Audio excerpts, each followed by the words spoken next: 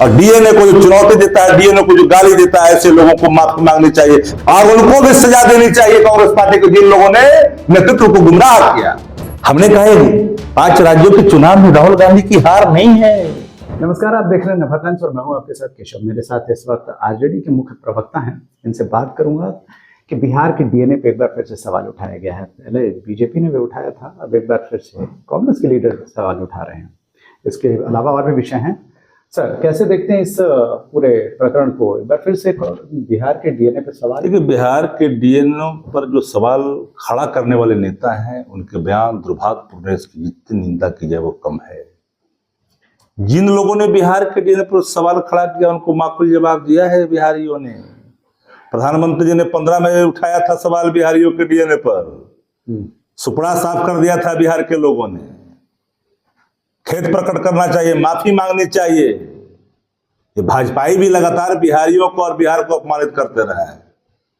और मैं डंके की चोट पे कहता हूं कि 3 राज्यों के चुनाव जो परिणाम है, 24 में बत्ती गुल होने के पहले एक धधकती हुई लौ है, जो बिखराव के कारण, धार्मिक भावनाओं की बहाव के कारण उन पार्टियों को सरकार बनाने का मौका मिल गया जो लोकतंत्र को रौंद रहे हैं और तानाशाह थोप रहे हैं। जनता पुनः मूल्यांकन करने में वक्त नहीं लगाती, माकूल जवाब देगी।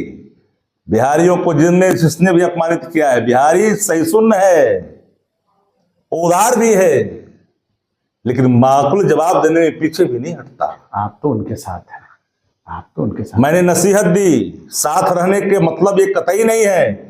हम जिन वसूलों के साथ, जिन मुद्दों पर, जिन हालातों में देश आज कहां खड़ा है, इन परिस्थितियों में राष्ट्रीय जनता दल देश के खातिर, लोकतंत्र के खातिर, संविधान के खातिर, संविधान को कुचलने वाले लोग, संविधान को बदलने की बात करने वाले लोग, बेंच ऑफ थॉट लागू करने वाले लोग, गोडसे को महिमा मंडित करने वाले लोग आज समागम मना रहे हैं अंबेडकर साहब की। और डीएनए को जो चुनौती देता है, डीएनए को जो गाली देता है, ऐसे लोगों को माफी मांगनी चाहिए। मैं इसकी कठोर भर्त्सना करता हूं। लेकिन अब एक सवाल तो उठने लगे हैं, जो 5 राज्यों के नतीजे आए उसके बाद तो कहा 5 राज्यों के चुनाव के जो नतीजे हैं वो साफ आईने की तरह है। बिखराव का लाभ भाजपा को मिल गया। भाजपा तो कहीं से आते ही नहीं, ये कांग्रेस की हार है। इंडिया गठबंधन कहां इसमें है?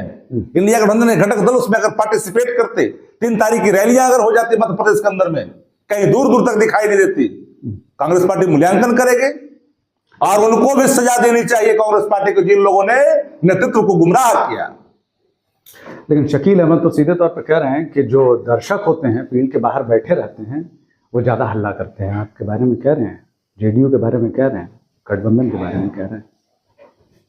बहुत लोग बहुत तरह की बात बोल जाते हैं, कतिपय कारणों से, हास्य पर रहने के कारणों से।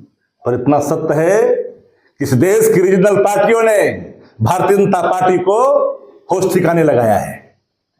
अंतिम सवाल आपसे लूंगा। मुख्यमंत्री नीतीश कुमार के हाथ में अब एनडीए की, इसकी इंडिया गठबंधन की सत्ता सौंपने की बात हो रही है। देखिए, नीतीश कुमार के अंदर हर पात्रता है, देश की सरकार चलाने का, राज्य की सरकार चलाने का। वरिष्ठ मुख्यमंत्रियों में से बिहार में, देश में एक है। शांत स्वभाव के हैं, पात्रता पर कोई सवाल नहीं खड़ा कर सकता। आग्रह इंडिया गठबंधन के घटक दल अगर कर रहे हैं तो स्वाभाविक है, एक चेहरा विश्वसनीय है और एक गठबंधन चलाना भी जानते हैं। पात्रता पर कोई सवाल पर तो निर्णय तो सब गठबंधन के, इंडिया गठबंधन के घटक दल मिलकर के निर्णय ले लेंगे।